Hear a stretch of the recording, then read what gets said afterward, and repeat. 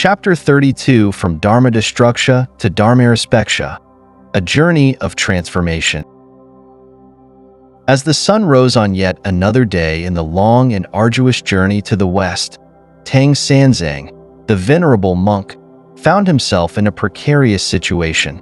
With the company of his loyal disciples, Wukong the Monkey King, Zhu Beiji the Pig, and Sha Wujing the Friar Sand, Sanzang continued his quest for sacred scriptures, unaware of the trials that awaited them. The season had turned to summer, and the warm breezes carried the scent of blooming lotuses and the gentle songs of swallows. The landscape was a tapestry of green, with the dark shade under the tender leaves and the elegant revival of bamboo groves. It was a scene of tranquil beauty, but the travelers were soon to encounter a challenge that would test their resolve. As they journeyed along, they were confronted by an old woman, frail and seemingly in need of assistance, who emerged from the shade of two towering willows.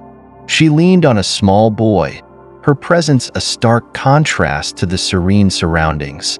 "Don't go any further, monk," she warned, her voice carrying a sense of urgency. "The road west leads nowhere." Sanzang, startled by her words, dismounted his horse and approached the old woman with a respectful gesture. "Venerable Bodhisattva," he began, quoting the ancients, "the sea's breadth allows the fish to leap. The sky's emptiness lets birds fly. How could there possibly be no way to the west?"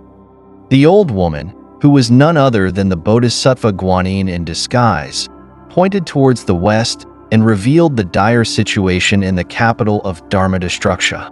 The king, harboring a deep-seated hatred for Buddhism, had made a monstrous vow to kill 10,000 Buddhist monks.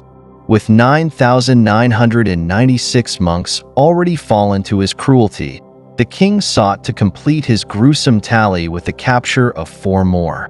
Sanzang, his heart pounding with fear, sought a way around the city, but the old woman's words were clear.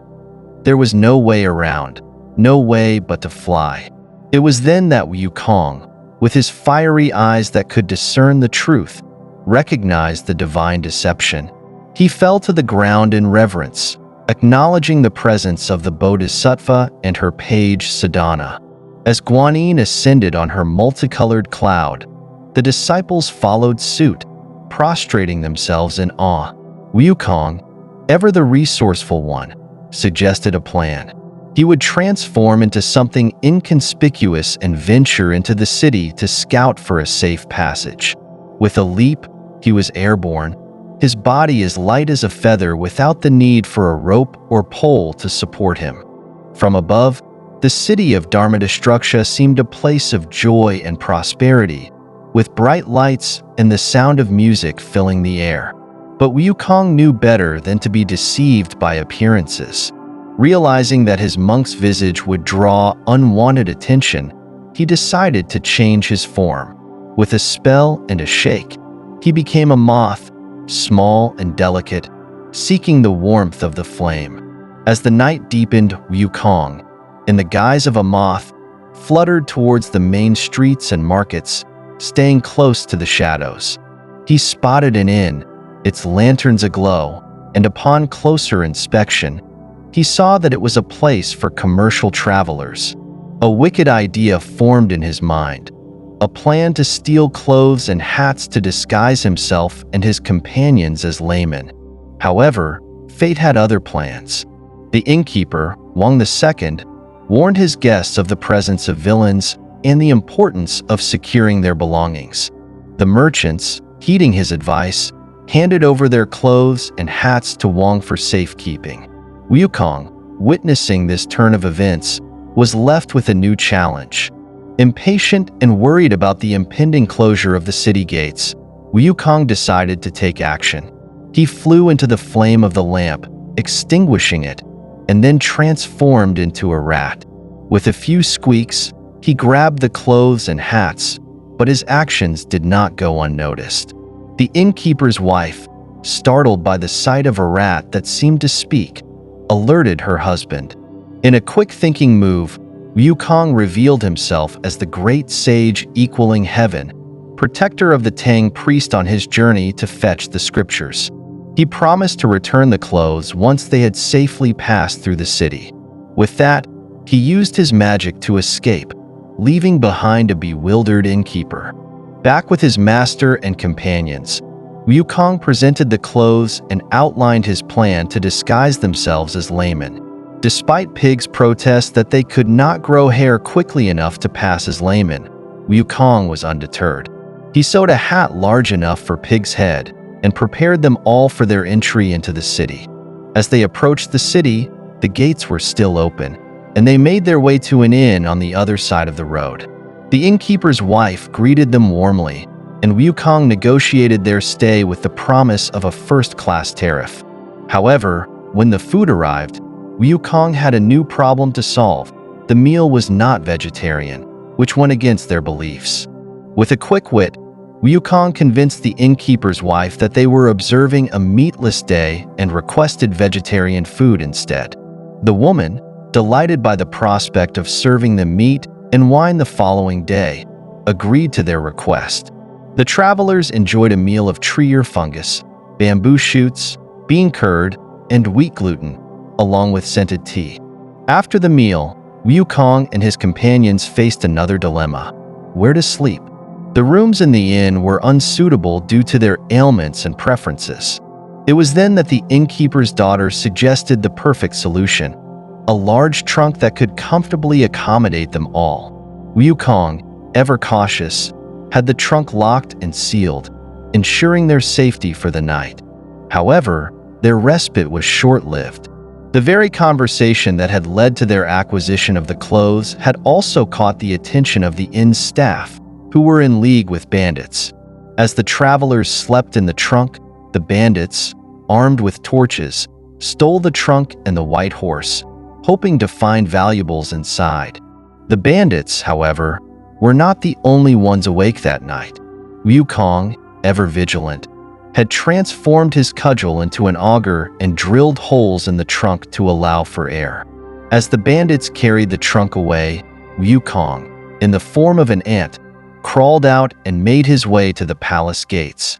Using his great, all-powerful body-dividing magic, Wukong created an army of little monkeys and sleep insects, which he distributed throughout the palace. As the palace slumbered, Wukong and his tiny minions shaved the heads of everyone within the palace walls, from the lowliest eunuch to the king himself. By the break of dawn, the king and his courtiers, now bald as monks, were in a state of shock and remorse. His hair, along with that of his royal consorts, palace ladies, and eunuchs, had mysteriously fallen out overnight, leaving them all bald as monks. As the sun rose, the king, in his desperation, called for his court to assemble. The officials, high and low, arrived with their heads shaved, their faces a picture of bewilderment and fear. The king, holding back his tears, addressed the assembly, urging them to keep the strange occurrence a secret, lest the kingdom be ridiculed and deemed ill-managed. The king, in his wisdom, connected the dots and realized that this misfortune must be a consequence of the many monks they had slain in the past. He declared a halt to the slaughter and decided to hold court in the throne hall, a place where decisions of great import were made. As the court was in session, the commander-in-chief of the capital's garrison and the East City Commissioner approached the throne, bearing news of a recovered trunk of bandits' booty and a white horse. The king, intrigued and delighted, ordered the trunk to be brought forth. Little did he know that inside the trunk were the Tang priest, Sanzang, and his 3 disciples, Monkey, Pig, and Friar Sand, who had been disguised as a layman to avoid the king's wrath against monks. When the trunk was opened, Pig, unable to contain his excitement, leaped out, causing the officials to shudder in fright. Monkey, ever the cunning, helped Sanzang out of the trunk, while Friar Sand gathered their belongings. Pig, seeing his white horse in the hands of the commander-in-chief, demanded it back with a grunt, sending the official tumbling in fear. The 4 pilgrims stood before the king, who, upon recognizing their monkly garb, descended from his throne and bowed to them, along with his queen and consorts. The king, filled with remorse, asked Sanzang the reason for their visit. Sanzang explained his mission, sent by the great Tang emperor to India to obtain sacred scriptures from the Buddha.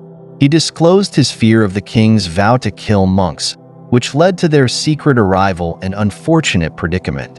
The king, moved by Sanzang's words, begged for forgiveness and offered to become his disciple, promising to change his ways.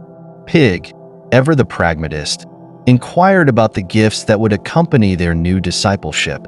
Monkey, with a sly grin, assured the king that their only desire was safe passage and the return of their passport. The king, overjoyed, arranged a grand feast and renamed the kingdom Dharmarespectia, a land where the true faith would flourish. If you want to know what happened afterwards, listen to the explanation in the next installment.